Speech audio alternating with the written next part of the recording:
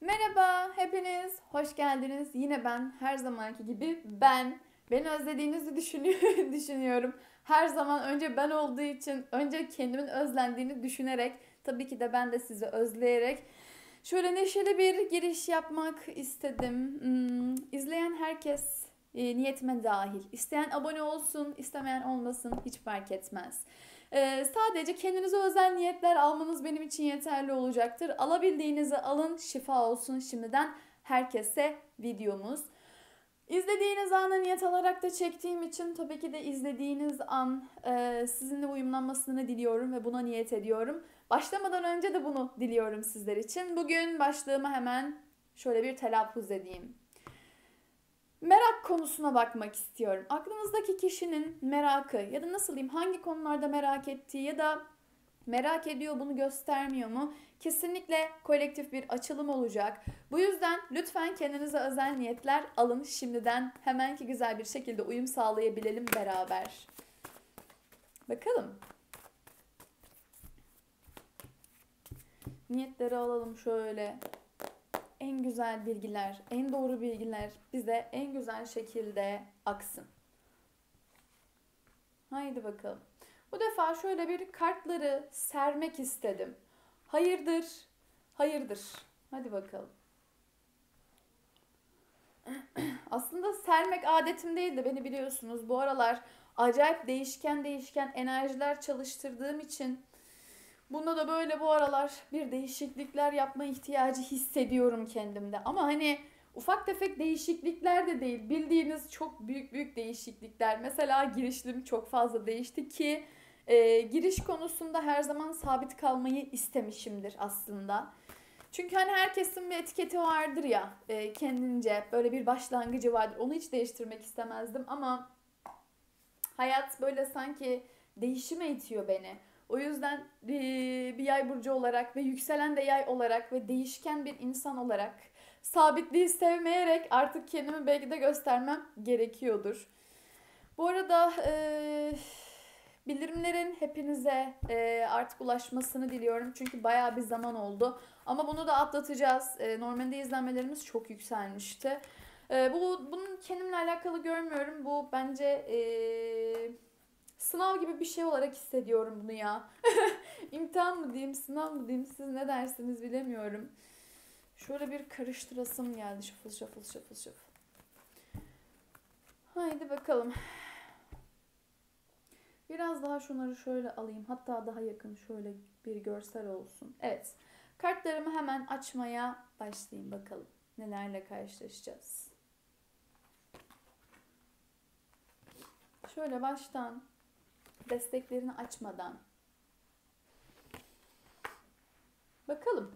Aklınızdaki insanın merakına bakıyoruz.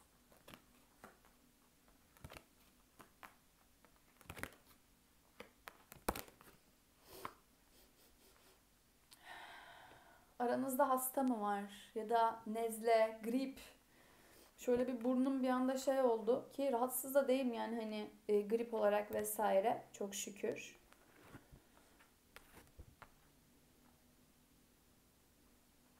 Evet. Lütfen size gelen bütün bilgilerin en olumluya çevrilmesine niyet ederek alın kabul edin ki güzel bir enerji ağı oluşturalım ve kim için dinliyorsanız sadece açılım bitinceye kadar onu gözünüzün önünden götürmeyin. Haricinde enerji kesmeye devam edin. Enerji kesmeyi bilmiyorsanız, o motivasyonu bilmiyorsanız bana Instagram'dan ulaşabilirsiniz. Haricinde karma şifası için de bana muhakkak aşağı ulaşmak istiyorum diye yazarsanız size zaten cevap veriyorum. Şimdi aklınızdaki insanın merakı, özellikle hangi konularda merak ettiğini konuşalım.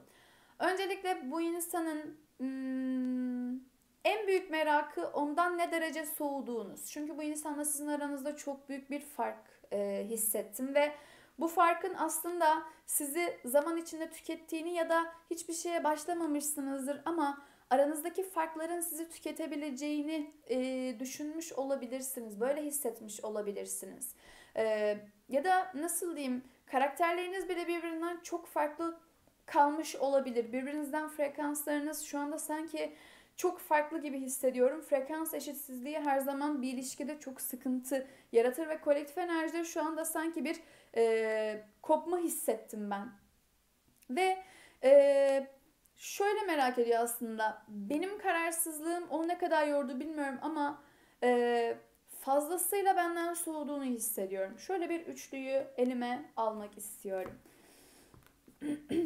Burada sizin ne kadar belki kızgın, belki gergin, belki de onunla konuşmak istememenizi ya da ona bir şey söylediğiniz zaman aslında arka planda nelerin olduğunu şu anda çok merak eden bir insan var. Özellikle bir şey yaşayanlar için şunu söyleyeceğim. Karşınızdaki insanın özellikle endişeleri çok büyük şu anda. Çünkü merak ettiğim şeyler çok fazla aslında. Ama en merak ettiğim şey sende şu anda nasıl bir insanım ve sende bir endişe uyandırıyor muyum? Benden korkuyor musun?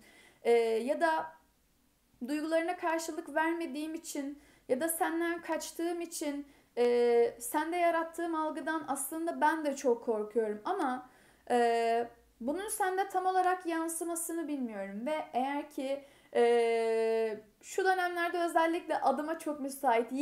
Yine söylüyorum. İddialıyım yine. Geçici adımlara dikkat edin. Çoğunuz için söylüyorum. Çünkü aklınızdaki insan kendini rahatlatma derdinde şu anda. Hayat aşama aşama ilerliyor diyoruz ya. Hakikaten buradaki aşama bir tık değil. Bayağı bir zorlayıcı süreçten geçiyorlar şu anda. Çünkü şöyle ki aslında ilişki yaşamayanlar için de yorum yapmak istiyorum. Sadece flört ya da işte yarıda kalmışlar, bir adı konmayan, belki konuşulmayan ilişkiler için birbirinizle aranızda olan farklar yüzünden aklınızdaki insanın size karşı bir yaklaşım sergileyemediğini ya da nasıl diyeyim, belki onu kabul etmeyeceğinizi ya da çok istediğinizi gösteriyorsanız bile aslında sizde ne yaratacağını çok merak eden bir insan var karşınızda. Yani hem ilişki yaşayanlar hem de yaşamayanlar için ortak yorum yapmak istedim burada. Ama nasıl diyeyim, özellikle arzuyu çok hissettim. Arzulamak, belki bir dokunma hissi, dokunmak istemek. Burada e, bu insan bunu da çok merak ediyor. Acaba beni arzuladı mı hiç ya da o beni merak etti mi? Yani beni merak ettiysen ben bunu merak ediyorum çünkü. Belki de konuşuyorsunuzdur. Az konuşanlar için de yorum yapayım. Hani eksik kalmasın sizde de.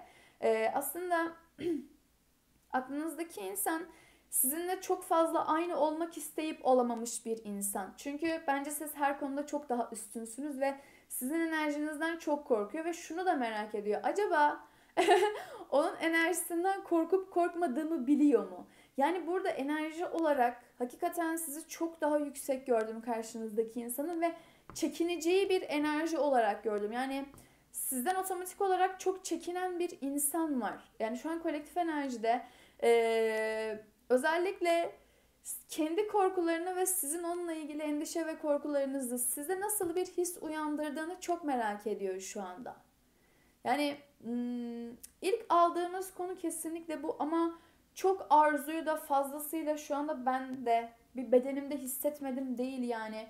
Hani ne derece bir samimiyetiniz oldu bilemiyorum ama çok fazla bir uyum istemek ve bu uyumsuzluk içinde bir uyum istemek sanki ve şunun cevabını hemen vermek istiyorum.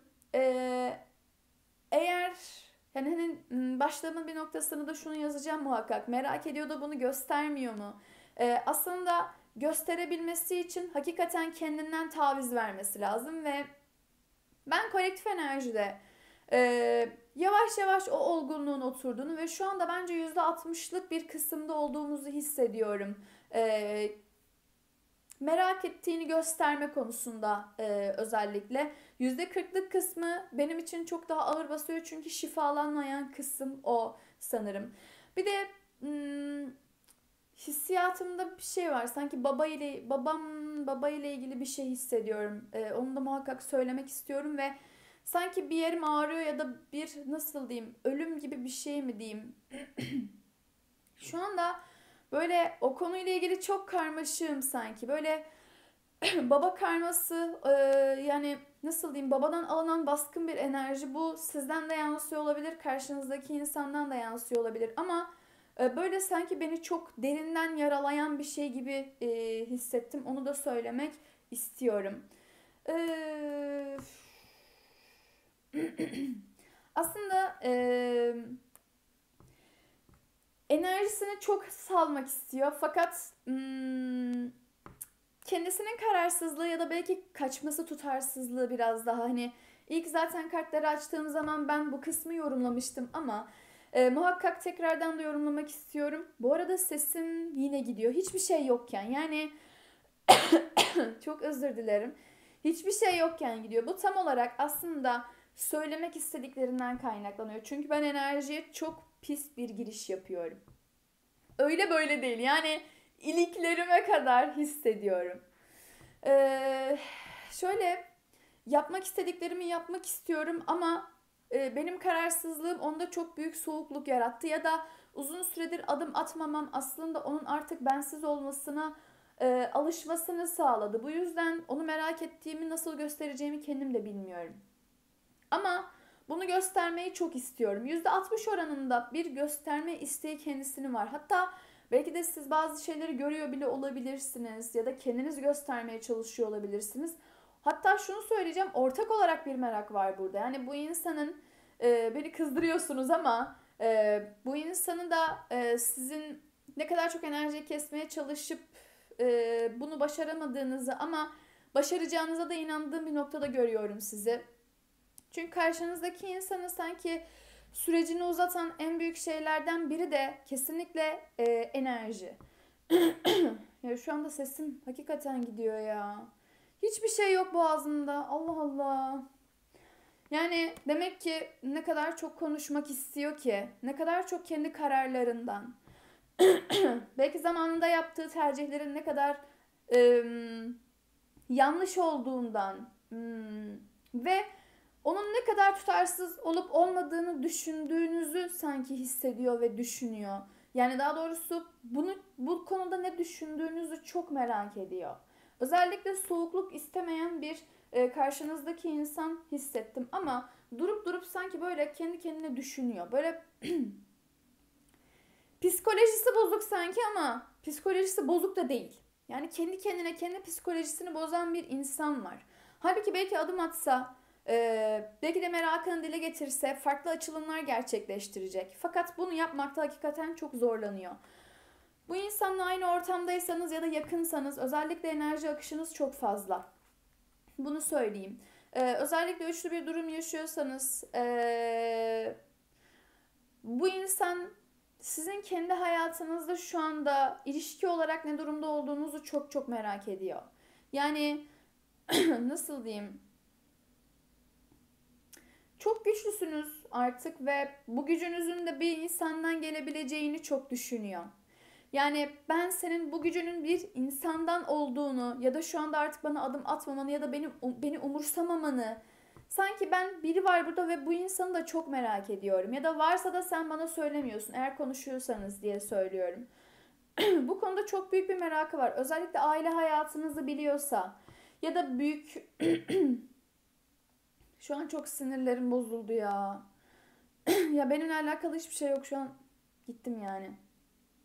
Özellikle aile hayatınızdan birilerini tanıyorsa, bu konuyla ilgili ne durumda olduğunuzu ya da hani konuşup konuşmadığınızı, birilerine bahsedip bahsetmediğinizi çok merak ediyor. Ama özellikle aynı ortamda olanlar için söylüyorum, bunu göstermek sanki kendisini düşük gösterecekmiş gibi hissediyor. Yani burada egoyu katabilir miyim? Katabilirim ama ben böyle egoya da lanet ederim yani. Kusura bakmayın şimdi ama yani aynı ortamda değilseniz özellikle işle ilgili bağlantınız olabilir ya da olmuş olabilir zamanında. Bundan da bahsedebilirim. Bir takım fikir ayrılıkları burada çok ön planda sanki ve acaba ortak bir noktaya gelebilir misiniz diye çok uç ücra köşede sanki bir çare ve derman arıyor ya. Yani şu anda böyle aklınızdaki insana böyle o kadar sinirlendim ki yani kolektif enerjiye şu anda çok sinirliyim ya. Yani o kadar sinirlendirdiler ki beni, özellikle konuşmak isteyip konuşamayıp benim boğazıma şunu sokuyorlar ya. Nefret ediyorum yani. Yani net olarak enerjide konuşursam ya da bir şeyi çok belli edersem onun egosunu tatmin etmiş olur muyum? Bu uzak olanlar için de yakın olanlar için de hiç fark etmez. Egosunu tatmin etmiş olur muyum? Egosunu tatmin etmek istemiyorum. Sanki kendisi egosu çok düşükmüş gibi. Yani hani o kadar bir zaman girmiştir ki siz diyorsunuzdur ki yani artık yeter. Anlatabiliyor muyum? Yani burada sizin bakın aileyi çok hissediyorum burada. Özellikle lütfen karma şifası için karma yaşadığınızı hissediyorsanız bana muhakkak ulaşın. Bu konuda yardımcı oluyorum zaten. Herkese yardımcı oluyorum diyeyim. Yani burada belki parayla ilgili sıkıntı yaşıyorsunuzdur. Bunu çok merak eden bir insan var karşınızda. Ya da statü farkınız vardır ve bunu hakikaten eşitlemek. Yani sanki iki zıt. Burada statü farkı olabilir. Yaş farkı olabilir bu insanla aranızda. Ama eşitlenebilecek şeyler varken eşitlenemeyecek şeyler de var. O yüzden sanki merakında bir umutsuzluğa düştüğünü hissettim bu insanın. Yani çünkü burada gayet inanan bir insan var. Ve doğruları söyleyip doğruları konuşmak isteyen ama sizde nasıl bir imajının olduğunu, özellikle şu an için nasıl bir imaj yarattığını çok merak eden bir insan var. Acaba onun gözünde nasıl bir imajım var bunu bilmiyorum. İnanmak istediğim şey cesaretim. Yani şu anda nasıl diyeyim, uzaklaşmak yerine aslında inanıp da cesaretli olsaydım, yaşasaydım ya da şu anda belki gelgitli ilişkiniz olabilir. Kendi ilişkinize göre değerlendirin. Kendi konuşmalarınıza göre değerlendirin. Sanki böyle inanıp cesaretimi yerinde tutsaydım bir gidiş olmazdı. Ya da çok cesaretli bir insan olsaydım ve cesaretimle beraber ona olan merakımı gösterseydim bir gidiş olmazdı. Yani kendine olan inancını aslında çok derin bir şekilde sorgulayan kolektif enerji hissettim ve kendilerini sorguladıkları için de otomatik olarak bir suçlu arama, nasıl diyeyim, suçlanmış olabilirsiniz bu insan tarafından, yargılanmış olabilirsiniz, bazı ithamlarda bulunmuş olabilir ya da çok imkansız gözüyle görünmüş olabilir, hiç görünmemişsinizdir belki ya da görünmüşsünüzdür fakat bir değeriniz olmadığını hissetmişsinizdir. Aslında işte en çok merak ettiği şeylerden bir tanesi de diyorum ya, sizin gözünüzdeki imajı şu anda ne? Yani ona baktığınız zaman ya da onu gördüğünüz zaman onu görmek istiyor musunuz? Ya da paylaşımlarına bakıyor musunuz? Takip ediyor musunuz onu? Yani sizin onu takip edip etmediğinize kadar merak ediyor şu anda. Demek ki hakikaten ağır bir psikoloji çalışıyor mu burada? Yani odaklanmaya çalıştığı çok farklı işleri olduğunu hissediyorum ama çok odaklanamadığını hissettim aynı zamanda. Özellikle tabii ki de kolektif açılımda zaman da vermiyorum, bağlantı da vermiyorum ama şunu söyleyebilirim ki e, çoğunuzun sanki arasında bağlantı var. Yani özellikle çünkü çok büyük bir çekim gücü hissediyorum. Çok konuşmak istiyorum. Yani şu boğazımdaki geçti evet ama yani o kadar çok bir konuşma isteğim var ki konuşmayı da şuna bağlıyorum. Konuştuğum zaman ne konuşacağımı bilmemekle beraber sadece konuşacağım şeyden de utanıyorum sanki. Sizden bir şey saklamış olabilir, yalan da söylemiş olabilir. Yani ya da duygularını belli etmediği için kendi kendine de oyun oynadığı için aslında çekiniyor, merakında gibi hissettim. Yani benim onu merak etmeye hakkım sanki çok da fazla yok. Yani e, inanmak istediğini, şimdi dedim ya inancını yitirmek diye. Burada diyor ki hayır, toparlıyorum sürekli. Yani sürekli sar baştan sendeyim. Kesinlikle kısır döngü ilişkileri. Yani şu anda ben kolektifte bu saatten sonra kısır döngüyü çok fazla kullanacağım. Çünkü bunu çok fazla kullanmıyorum ve hakikaten bir kısır döngüye girmek var kolektifin çoğunda. Aramızda olan partnerlerin çoğu için söylüyorum. Kısır döngü, gel git. Ya da uzun süreç gir gel, uzun süreç gir gel. Bu ne ya? Bu ne? Yani şimdi bir şey söyleyeceğim bunlara. Terbiyesiz bunlar, anlatabiliyor muyum? uzun süredir de terbiyesiz demediğimi hissediyorum ama hakikaten çok gıcık oldum. Çünkü çok konuşmak istediğimi hissediyorum ama konuşamıyorum. Benim boğazımı nasıl kilitlediler az önce siz de gördünüz. Yani ben inanmayı ve cesareti özellikle karşınızdaki insanın nasıl diyeyim kendine bir cesaret gelsek yani hakikaten Allah'ım artık yani çoğunuz için şu cesaretin çalışmasını istiyorum ya. Hani sizin için değil, karşınızdaki insanlar için şu cesaret inşallah bir çalışsın. Şöyle bir ufak tefek bir enerjiler bir toparlansın inşallah artık diyeyim. Bu arada bütün inançlara, bütün kararlara, bütün tercihlere saygım var. O yüzden kullandığım kelimeleri lütfen kenara çekmeyin. Kendi inancınız neyse ona göre dinleyin beni. Yani eee bakar mısınız? Aslında senaryo o kadar çok şey ki. Yani ertelediğim için şu anda hayat sanki beni ve benim enerjimi, benim cesaretimi erteliyor. Ama ben böyle bir durumdayken onun ilahi adalet yani sizin aslında ilahi adaleti yaşayıp yaşamak istemediğiniz, belki ondan intikam alıp almak istemediğinizi ve bu konuda karmaşa yaşayıp yaşamadığınızı merak ediyor. Aslında seçeneğiniz çok fazla, sizin enerjiniz çok da fazla yüksek bu insana göre ama İlahi adalet isteyip istemediğiniz konusunda da çok kararsız ve bu karşınızdaki insanı çok korkutan bir faktör. Ve erteledikçe hayat onun üstüne gelecek sanki ve kendince şöyle bir merakı var. Ben ne kadar ertelersem sanki hayat ona o kadar şans verecek ve sanki onu o kadar çok yükseltecek. Sanki o daha çok yücelecek. Böyle bir enerjim var şu anda.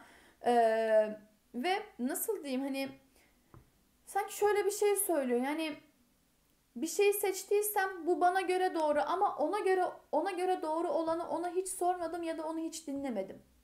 Şimdi o gitsem artık onu dinleyeceğimi ya da anlayacağımı düşünüyor mu acaba? Bu konuyla da ilgili çok büyük bir merak var ama şöyle bir şey söyleyeceğim. Merakını erteledikçe hayat onun üstüne gelir. Yani herkesi çok güllük gülistanlık sanmayın. Tabii ki de kolektif enerji bunlar. Ama herkesi güllük gülistanlık sanmayın. Yani çünkü burada enerjiler iyiye gitmek yerine kolektif enerji için sanki şu anda az önceki videoda iyiydim ama şu anda çok büyük çöküş içinde olduklarını alıyorum. Yani ne zaman izlersiniz bilmiyorum ama aklınızdaki insan şu anda sanki evrenin onu vurduğunu düşünüyor. Ve bakın gecikmek demişken burada sabır da geldi, burada zaman da geldi. Yani ben açık ve net bir şekilde dile getireceğim. Bu insan sizinle ilgili duygusal tamamlanmayı içine çok sindirmiş ya da çok basiretsiz bir enerjide fakat bunu nasıl yapacağını da kendi içinde çok merak ediyor. Ama üçlü bir durum varsa sabretmekten başka bir şey yok. Sanki dedim ya hani gerçekten çoğunuzun bir şifaya ihtiyacı var. Karma şifasına çok ihtiyacı var çoğunuzun sanki ve burada hayat onu sabra itiyor ve sabra ittikçe de aslında hani zaman durmaz ya akar. Sanki böyle bir şeylerin kaybedildiğini, belki yerine oturmayacağını ya da çok ümitsiz bir merak burada hissetmek var ve bu aslında uzun zaman tanışanlar için söylüyorum ya da kısa zamandır fakat nasıl diyeyim o kadar yoğun bir şekilde düşünülmüşsünüz ki ve merak edilmişsiniz ki artık hani o kısa zaman bile uzun zaman yerine geçiyor sanki. Karşınızdaki insanları şu anda çok sinirlerim bozuk. Yani şu videoyu bana zehir ettiler. Hakikaten şu boğazımla. Umarım öyle bir konuşurlar ki ve öyle bir rahatlarsınız ki şu boğazımın şu hakkını verirler size ya. Yani gerçekten terbiyesiz diyeceğim. Yani daha fazlasını söyleyebilsem zıbıdı. Yani daha fazlasını söylesem şu anda çok pis girişirim yani. Anlatabiliyor muyum? Çünkü yani ben kendimi anlatamıyorum. Videonun enerjisiyle beraber konuşma isteği geliyor, öksürme geliyor, çok konuşmak geliyor. Tam olarak kolektifin enerjisini, sizin karşınızdaki insanların enerjisini çekiyorum. Bununla ilgili de zaten muhakkak yorum ya da Instagram'dan bana söylüyorsunuz. Evet şu şöyleydi, bu böyleydi diye. Sizin yüzünüzden de geliyor bazı şeyler bana. Onun da farkındayım yani. Ama burada sanki süreçlerin hızlandırılması için evet bir şifaya ihtiyaç olabilir. Çünkü kısır döngü ilişkilerimi bu saatten sonra çok kullanacağımı hissediyorum. Yani yapılabilecek bir şey burada çoğunuz için sanki var ya. Ama bir basiretsizlik. zamanın içine kilitliyor sizi. Sanki sabra itiyor. Yani sabra ittikçe de sanki kendi kendinizi kaybediyorsunuz. Kendi yolunuza bakmaya çalışıyorsunuzdur ama karşınızdaki insan kendi yoluna bakamıyor. Yani merak ediyor. Şimdi siz bu süreçte ne kadar değiştiniz? Özellikle burada mutlu olup olmadığınızı ya da kendinizi belki farklı yansıtıyorsunuzdur ama yansıtıp yansıtmadığınız gibi gibi olup olmadığınızı ya da mutluluğun sizi bulup bulmadığını çok merak ediyor. Ama sizin artık her konuda ondan ne kadar üstün olduğunuzu fark ettiği için kendi içinde çok güçsüzleşmiş ve meraklarına yenilmiş bir insan var. Bu da kendi kendine olan merakları. Yani bir şey söyleseler hani gam yemeyeceğiz. Anlatabiliyor muyum?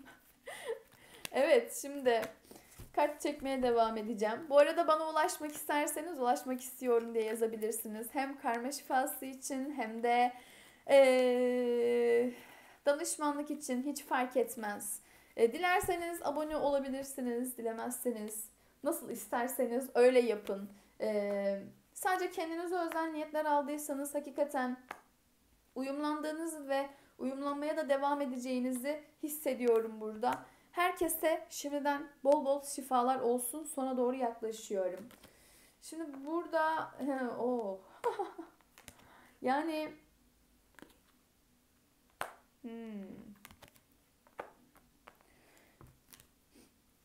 Şimdi şöyle kendini sorguluyor dedim ya burada. Hakikaten isyan ettiğini çok hissediyorum.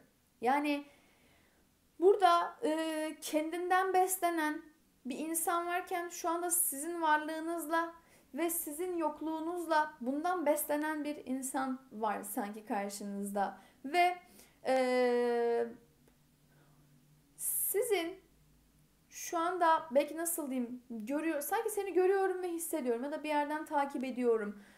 Kolektifin enerjisinden bunu hissediyorum ve otomatik olarak sanki seninle konuşma isteğim çok artıyor benim ama kendimi savunmak istiyorum. Kendimi savunursam, açıklama yaparsam ya da kendimi açarsam o kadar kalıplı ki kolektif enerji. Şu anda full karma hissediyorum.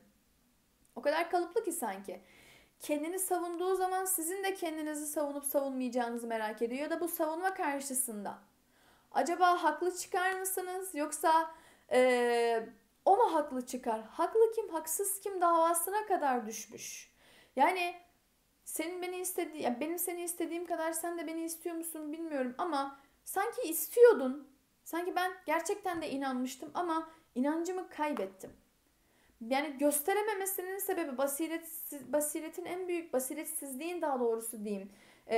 En büyük sebebi sizden ya haber alamıyor çok net olarak ya da sizin ruh halinizi çözemiyor. O yüzden aslında fark ettiyseniz her türlü açıdan bir kafa karışıklığı, her türlü açıdan bir merak var ve nasıl diyeyim sizin enerjiniz o kadar iyi ki ona göre sizi çok takdir ettiğini hissettim. Sanki sevginin, ben nasıl diyeyim, maneviyatın, maddiyatın yani böyle sizi her konuda sanki şu anda çok takdir ettiğini hissettim.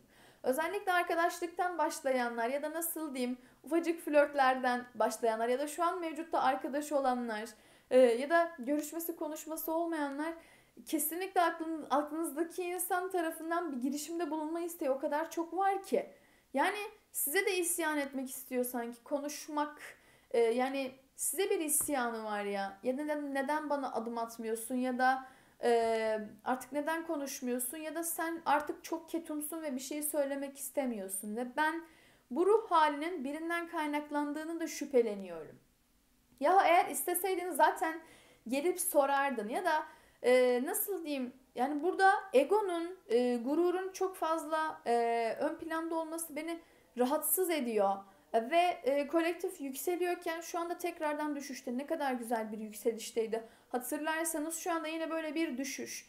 Ve ben artık kolektif enerjilerin hepsini kısır döngü adı altında yani yapacağım. Çünkü döngü döngü döngü döngü. Yani belki siz de kendi karmanızı yaşıyorsunuzdur. Ya da karmik bir durum vardır. Ya da onun karması vardır. Önünüz açıkken sanki çok kapalı gibi hissediyorum. Ve hani hakikaten bir videonun enerjisinde bu kadar basiretsizlik hissetmek de ne bileyim arkadaş yani Diyecek bir şey bulamıyorum şu anda ve ben açılımımızın şifa almasını diliyorum. Benim sinirlerimi bozdular ama neyse.